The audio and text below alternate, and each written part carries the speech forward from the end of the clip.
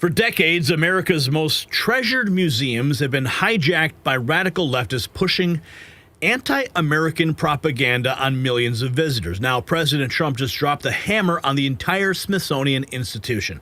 Every exhibit, every label, every program is now under review. And what they're finding is going to shock you. We're talking about your tax dollars funding displays that literally attack American values. Museums, they're supposed to celebrate our history. Instead, they tear it down. But the days of woke indoctrination are over. Vice President JD Vance himself is leading the charge to cut funding from any program that's undermining our nation. And of course, the left is screaming about censorship, but the truth, this is about reclaiming our culture from people who hate everything America stands for. And the evidence is absolutely damning. Wait till you see this. Now, while Trump reclaims our cultural institutions from those who tear down America, it's time to reclaim our health from the damage their policies have caused. Years of stress from watching our museums push anti-American propaganda does take a physical toll. You're getting older, I'm getting older. Until science reverses aging, we face joint pain from carrying the weight of defending our values. In most supplements, promising miracles, they don't work. But there is one thing that has stood the test of time. It's turmeric. Standard turmeric barely absorbs, making it useless, but Dr. Josh Levit created Golden Revive Plus using BCM 95 curcumin, absorbing 200 times better. Combined with boswellia, magnesium, and bromelain, it rebuilds cartilage and restores movement. While Trump restores our institutions, restore your body. Visit goldenrevive.com/NNN for your discount. Caroline Levit coming out just a few hours ago. And she had this to post. She says, Democrats who cheered the toppling of statues of American heroes such as Abraham Lincoln, Thomas Jefferson, and Teddy Roosevelt in 2020 are suddenly deeply concerned that the Trump administration is seeking to curate the Smithsonian Museum to better express American exceptionalism. She was, quote, tweeting Fox News opinion. David Marcus has a story. Statue-toppling phonies worry that Trump is erasing history.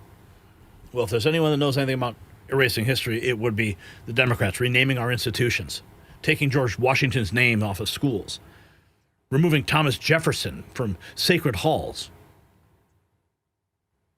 Real America's Voice pointing out that Trump is doing what Reagan didn't, seizing institutions from the left. Here is Roger Kimball. Jesus Christ. The Trump revolution will mean nothing if we don't deconstruct the administrative state and destroy the deep state in the process and seize the cultural institutions in this country and get them back to American greatness, make them make those institutions great again. That's what this is about, yes. Roger Kimball. You laid out the blueprint 25 years ago of how the left had done it. Tell us how they did it and how Trump is reversing this by seizing these institutions. And from Maggie Haberman to MSNBC, they are beyond throwing the toys out of the pram. They're infuriated that the populist movement has seized control here, sir.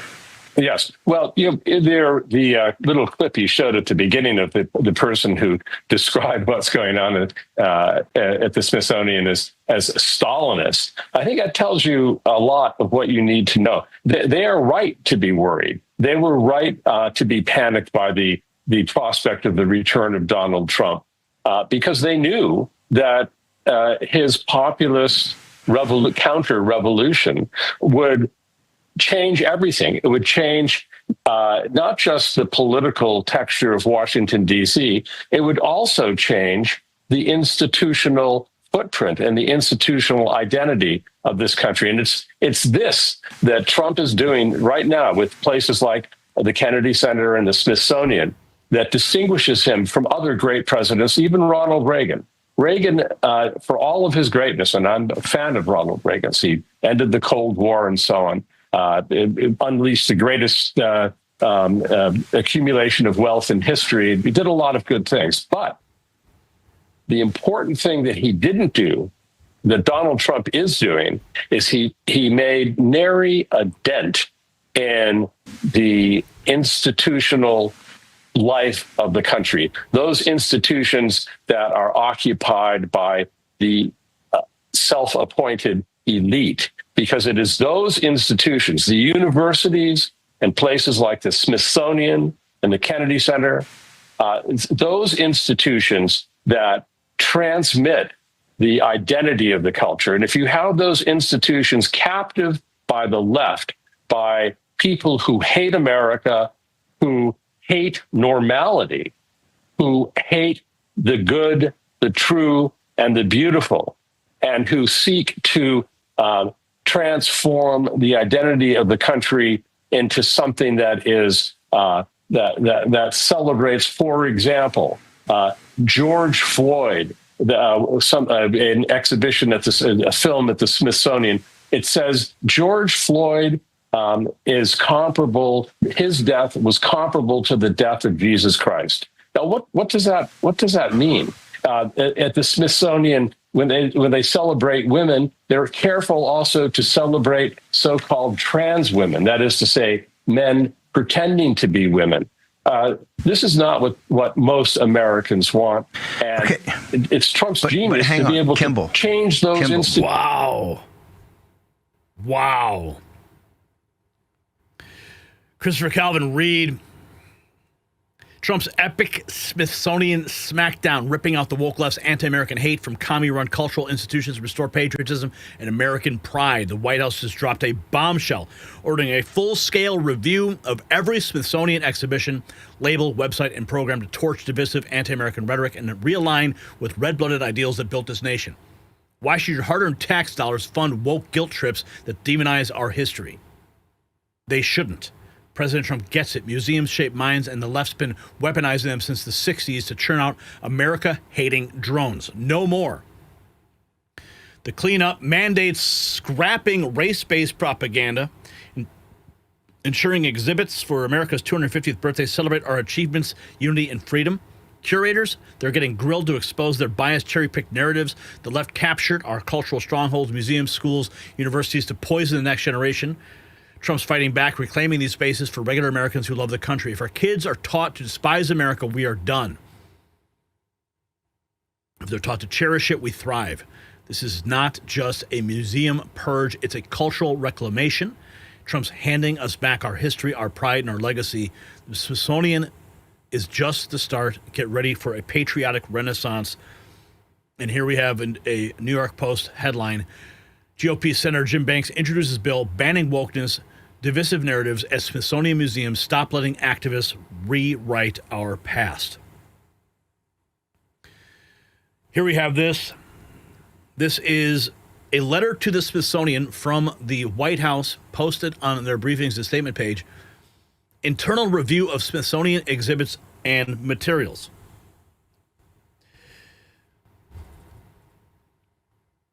This week, Trump's White House ordered an internal review of every Smithsonian museum, a sweeping mandate covering exhibitions, archives, educational materials, even the institution's public messaging. Officially, the goal is to strip away improper ideology from the Biden years and restore truth and sanity to America's history. But could this be more than just a cultural cleanup? For over a century, the Smithsonian has been accused of acting as a gatekeeper of the official narrative, deciding not only which artifacts and discoveries are shown, but which quietly disappear also. From reports of giant skeletons unearthed in North America, you've heard about that, to artifacts suggesting contact between the old and new worlds long before Columbus, to anomalous finds that hint at advanced pre-flood civilizations, lost technologies, or even the secrets of Antarctica. The Smithsonian has been at the center of countless allegations of historical censorship. The Smithsonian is effectively the equivalent of Agent Smith in The Matrix, tirelessly protecting the system, making sure the story never glitches and the public never sees the cracks. And now with this review, the question is whether we are finally going to open the vault to let suppressed truths finally see the light of day. Have you ever researched the giants that have been discovered, the giant skeletons? So, I mean, you can look it up. There's extensive documentation that shows giant skeletons going, they were found, going to the Smithsonian, never to be seen again. Discovery made and then disappeared. That's just the tip of the iceberg. Now with this review, the question is whether we're finally going to open the vault to let suppressed truth finally see the light of day. Let's not forget, that beneath the Smithsonian's feet lies an extensive network of underground tunnels officially described as primarily for staff use and practical purposes. One notable tunnel built in 1909 links the Smithsonian Castle to the National Museum of Natural History. Others connect the castle to the Freer Gallery, Sackler Gallery, National Museum of African Art, and the Arts and Industries Building, with an additional tunnel linking the Sackler and Freer by 1989. Are these just logistical conveniences and relics of old infrastructure, or do they hint at deeper stories running beneath the surface? With America's 250th anniversary less than a year away, this review could be the moment, not just to change how we tell our history, but to decide what history is finally allowed to be told. Tunnels under the Smithsonian. Sounds like something out of a movie. This is great. Loams writes, the Smithsonian is a nightmare of DEI core. It needs to be totally gutted of all its leadership. Here's a Whiteness pamphlet that they produced in 2020. The aspects and assumptions of whiteness and white culture in the United States. Rugged individualism. The individual is the primary unit. Self-reliance, independence, and autonomy, highly valued, rewarded. Individuals assumed to be in control of their environment. You get what you deserve. What? Look at this. What is white culture? How disgusting. But that's what they're producing over there.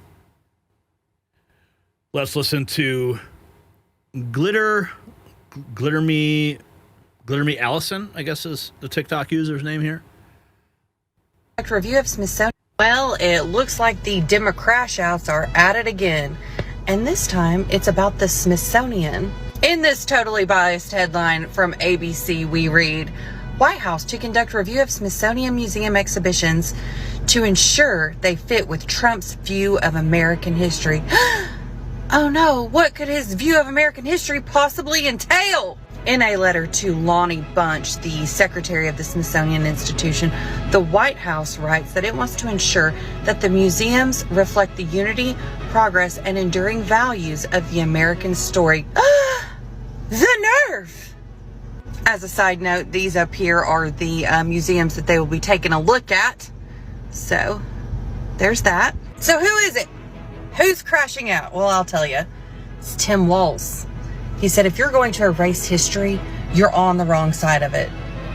Huh? Weren't the Democrats the ones that tore down all the statues and made us change the cover of the Lady on the Land O'Lakes butter and made Dolly Parton change the Dixie Stampede to Dolly Stampede? Wasn't that you guys? Right? And now you're worried about changing history, changing the narrative. So the irony here is not lost on me, Tim Walz. Well, it looks like the Democrash-outs are at it again. At it again. Here's Jillian Michaels talking circles around Julie Roginski, Abby Phillip, and Congressman Richie Torres. Appropriate for the Smithsonian. He's gone into the Smithsonian. He's effectively now has some random person deciding what is appropriate for the Smithsonian to teach in terms of American history, things that don't offend parts of the MAGA base, right? So we're now literally reviewing parts of American history and parts of American culture to make sure it comports with dear leader and what the MAGA Can we organization address wants. some of those things that are in there? Because have you looked at some of the things that are being reviewed? Yeah, slavery was a bad thing that was to talk about. Okay. Like, he's not whitewashing slavery. So he's not? He's not. No. Okay. He's not. And you cannot tie imperialism and racism and slavery to just one race, which is pretty much what every single exhibit does. But let's talk about the fact that when you look at slavery, let's talk about the fact that slavery in America was. Do you realize that only less than 2% of white Americans owned slaves? But it was a system of white supremacy. You realize that slavery is thousands of years old? White people were Do you know the slave who owners. was the first race to try to end slavery? Wait a second. Well, what's controversial? I'm very surprised. This is an extraordinary exercise in historical revisionism. I'm really surprised. Do you realize that? Jillian, I'm surprised that you're trying to litigate who was the beneficiary of slavery and who was not. What I'm trying to tell you is that in the context of American history, Okay. in the context of American history, what are you saying is incorrect by saying that it was white people oppressing black people? Every single thing is like, oh, no, this is all because white people bad. And that's just not the truth. Like, for example, every single exhibit, I have a list of every single one. Like, people migrated from Cuba because white people bad. Not because of Castro. Yes, no, it's in there. That's what I'm saying. You don't actually know what's in there. Do you know that when you walk in the front door, the first thing you see is a gay flag? Jillian, you have a lot of stuff in front of you. Yeah, I do, because I don't, because here's the thing. Are you talking about? Okay, I'll give you an example. Yeah, please. There's one called Change Your Game, right? This has been an installation there. Is gender testing fair in sports? Does that, and then it goes on to talk about how it's complex to do gender testing in sports.